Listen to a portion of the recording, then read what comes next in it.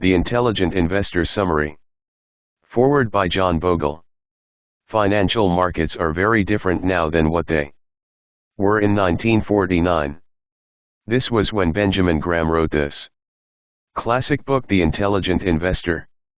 Stock valuations are quite higher, and saving bonds which Graham recommended are not appealing anymore. Graham explained the market using the image of a character he named Mr. Market. This was a mythical person who provided investors a price at which he'd buy their shares daily. Then he would sell those stocks for more. Graham recommended the investors always to ignore such markets. But today investors are engaging 1,500 times more with Mr. Markets than earlier.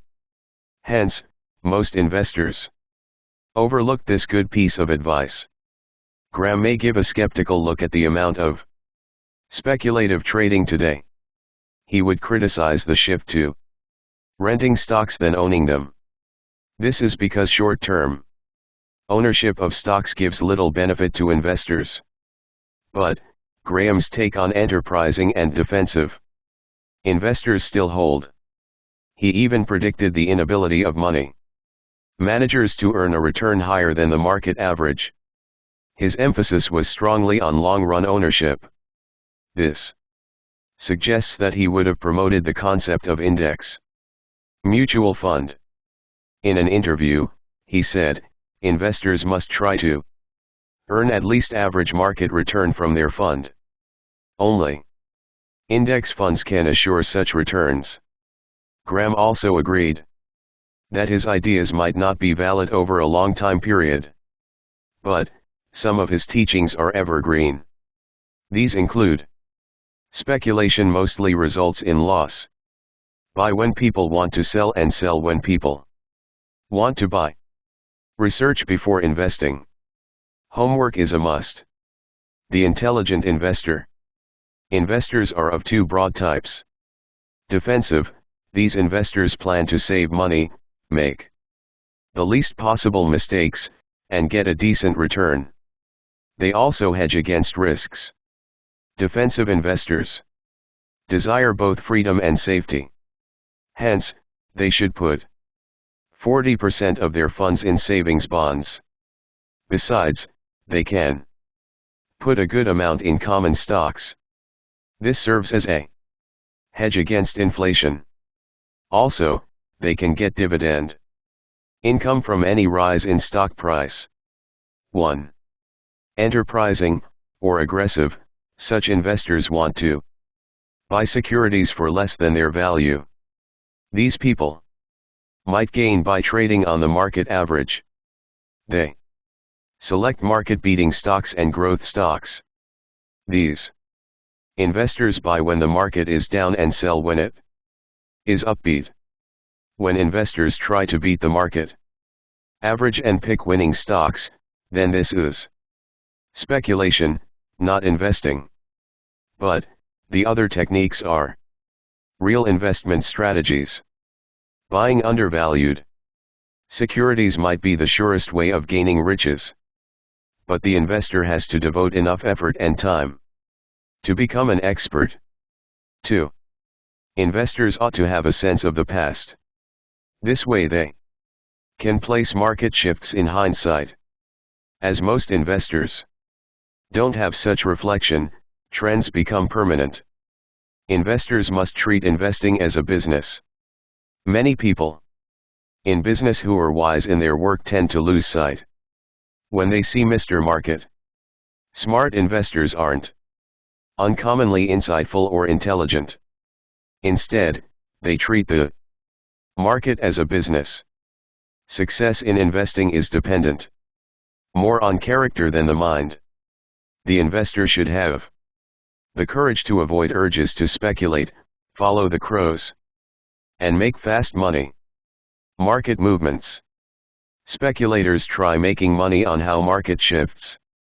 In contrast, investor seeks buying great stocks at decent prices and hold them. Market shifts matter just because They give prices at which it's wise to sell or buy.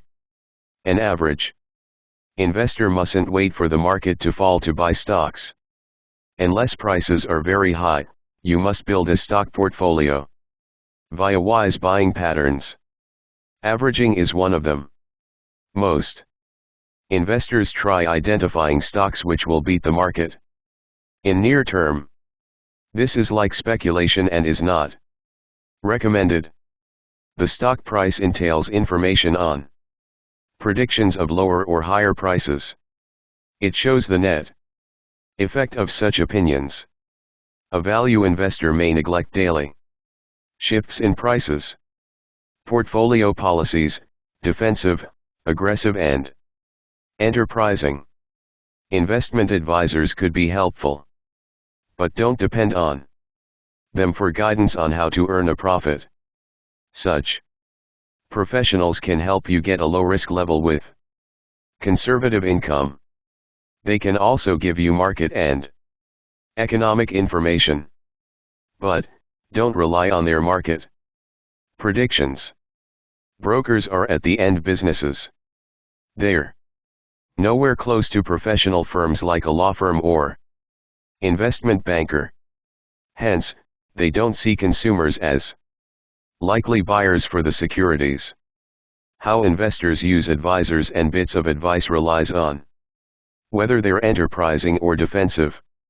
The former work with advisors and want in-depth discussions and suggestions. But the latter must confine their purchase to high-quality bonds with low risk. They only need straightforward advice about which shares meet their needs. Also, they need to know if prices are in tune with the earlier averages. A well-built stock portfolio isn't very risky for a defensive investor. Though stock prices change, the investor isn't likely to lose money just because the market falls. They lose value only when they sell at a price less than the buying price. Enterprising investors must believe in their own decisions. They should seek advice only for knowledge to add to their skills, never for any direction.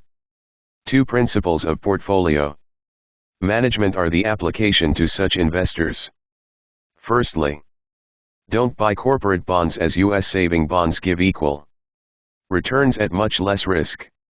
Secondly, don't purchase high-grade preferred stocks. It's wise to invest in low-quality corporate bonds and preferred shares if prices are 1/3 below average. Foreign bonds should be left alone. Same applies for common stocks and convertibles with recent great earning performance. New issues are appealing only when they're way below their intrinsic value.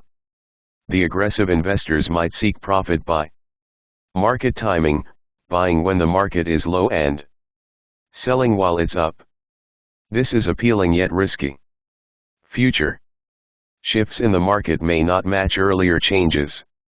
1 benefit of this formula is that it encourages investors to act as contrarians.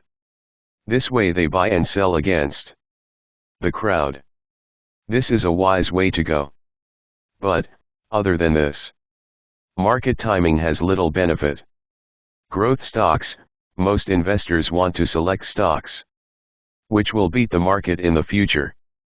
Finding stocks which outdid in the past is easy.